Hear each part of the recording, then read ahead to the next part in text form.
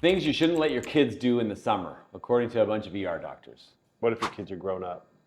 Then they're adults, but so then I guess it's not up to you anymore. All right. Stick around till the end, and we'll share what we think are the most dangerous activities for kids to do from an orthopedic point of view. Okay, so this was there's a bunch of articles about this, but this one was a Huffington Post article. They asked a bunch of ER doctors, "Hey, what do you guys see in your practice that makes you nervous for your kids to do these kinds of activities?" Well, frontline opinions. Okay, in the summer. So what's top of the list? Top of the list, I think everyone would agree, is don't let your kid be unattended around water. Swimming in a pool, around a lake, or even a pond. Yes. Just make sure there's some kind of supervision with young children around the water. Yeah, because I think things can go sideways so quickly. Even in a wave pool, it's hard to tell, and there's a lot of distractions. So you should have someone designated to be watching the kids, and maybe even rotate that person out, they say, because that person can get like fatigue or get bored or whatever. And kids' parties, someone will hire a lifeguard, which I think is a great idea. Yeah, I think water wings or life jacket for anyone who's not a competent swimmer. I think the other thing is, I think if you can afford it or have the means, get your kids into swimming lessons. I think it's one of those life skills that could save their life. Yeah.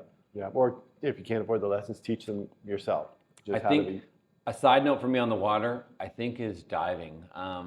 Diving in a pool is particularly dangerous unless you're skilled and know how to not go down too deep, as well as at a lake or a cottage or whatever. Unless you are very familiar with the depth and the topography of the lake, you probably should go in feet first. Right, or you're at the Olympics. Yes, yeah. You'll lose a lot of points if you go in feet first. Yes, yeah. Okay. Number 2. Yes, biking without a helmet. Oh, come on. And so we're old. Yeah. So when we biked, definitely helmets was not a thing. Oh, when we were young. Yeah, like when we were kids. I don't think the helmet had been invented yet. I think it was just for hockey. No, but nowadays I would never go bike without a helmet, personally. Yeah. And this is because A, you could fall, and B, you could get hit by a car. Pet peeve of mine during the COVID pandemic. Yeah. I saw many kids riding their bike wearing a mask, but not a helmet. Interesting choice. That one used to bug me. Yeah, okay. Enough said about that. Enough said. And and the key for that too is you need to have a proper fitting helmet. So particularly it can't be too big, and that chin strap has to be on snug. So your helmet should not be moving forward or back or side to side. It needs to be quite, often I see them kind of hanging off. But usually it's usually a car or an accident of some sort or kids doing tricks, and you should be wearing a helmet because head injuries are very, very common and can be devastating. And take the helmet off before you get to work. Don't walk into work with the helmet on. Okay, that's my advice. I think some people want people to know that they rode their bike to work. It's like a flex. I think the spandex, using a lawnmower at a young age without teaching them about it first. And for us here in Canada, it's snowblower in the winter. Sure. Lawnmower in the summer. Spinning blades, it's obvious. Number one cause of major limb loss under age 10. And it's obviously very traumatic. We saw lots of it in residency. Yeah. For me, I didn't see a lot of limbs that were lost, but a lot of digits that were lost, fingers or toes of both adults and children. Yeah. And they say until you're 12 years old, you should not be pushing a lawnmower, like if you're using it to actually do the work. And until you're 16, you shouldn't be riding it. And they say your kid should not be on your lap on the riding lawnmower and even around operating equipment, because a lot of times when they're backing up at the lawnmower, that's when they don't see the kid. So they can even be around the equipment, and this is when it happens. So just get the kids away when you're mowing the lawn. It's a spinning blade. Yeah. It's obvious. Stay away from the thing. And nowadays, I mean, before there were many more gas mowers. There still are a lot. Yeah. But with the newer electric wireless mowers, they're easy to start and easy to get going. Yeah. A gas mower at least had the barrier of you got to pull it to start it, and it's loud. It keeps people away. Yeah. These are whisper quiet, battery powered just things. Like the cars, they kind of sneak up on you. Yeah. Right. Okay. Number 4 is letting your kid play outside when it is very, very hot. This also seems obvious. However, I think in the summer, parents are like, you just gotta get out of the house. Just go do something, go play.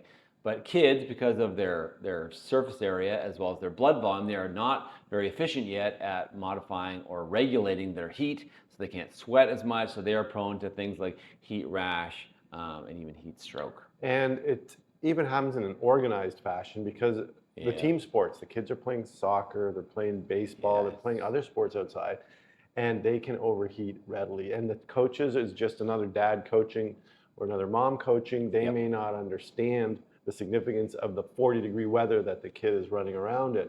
So you got to have frequent water breaks for them, and consider canceling the game or not going to the game if it's that hot outside. And that seems to be a very high threshold to cancel. They don't do that willy-nilly, but they probably should do it more frequently. With heat records being broken around the world all the time, I think this is something that's very, very common. They'll cancel it for lightning, which is 2,000 miles away. And how often does someone get struck playing soccer? Even for adults, I feel like every year during preseason NFL football training, someone who's doing 2 or 3 days, passes away from heat stroke or a heart attack or something horrible because of the heat. And I've already seen it this summer at one of my kids' baseball games. They had to delay it because an umpire so then you got a middle of the day start. Yeah, they had to move. The game was delayed because the umpire was, he was just standing there umping and didn't hydrate appropriately. And I've seen it a ton. Oh, the ump had heat stroke. The ump, yeah. And kids all the time as well. You see it, especially if you're in a baseball enclosure, like a diamond that's sort of on a turf field that's a little bit low. I've seen that a lot. So it is something. It's significant. That's probably the most common way that it's going to happen. It's one of those team sports where kids are just focused on winning and not thinking about the heat. Okay. Last one, number 5. This one's kind of obvious to me. Don't let your kid ride an ATV. Yeah. Underage. Yeah. Right? Yeah, ATVs, even for adults, are obviously dangerous. They have a tendency to get into accidents, to roll over if you're not careful. They have high speeds, unpredictable terrain, so lots of variables that could lead to accidents. They're fun. They're fun to ride. Sure. Do it responsibly when you're old enough. I think so that's a 5. So I think you could add to the ATV one, you could argue about like a Sea-Doo or a jet ski. I think those kinds of sports are very dangerous. Yeah. I think staying on the water, another thing on my list would be tubing. As much fun as it is, I think when a lot of times the goal of the fun dad driving the boat is to try to launch the kids off the tube, I think this leads to often head injuries like concussions primarily, or potentially drowning, obviously. Okay, so those kind of motorsports, be real careful. Yep. Now, what about for us as orthopedic surgeons? What do you see often?